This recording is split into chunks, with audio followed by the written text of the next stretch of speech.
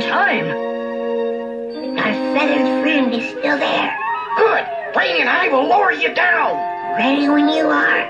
Gee, Hefty, what can I do? Here, Clumsy.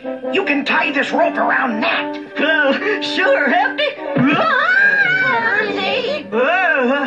Hi, little birdie. Ah, Clumsy Smurf. You get up here this instant, you bumbling inept. Oh, no!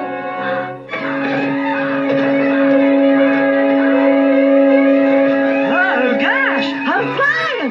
Hey, let go of him! Oh, golly, no, don't do that.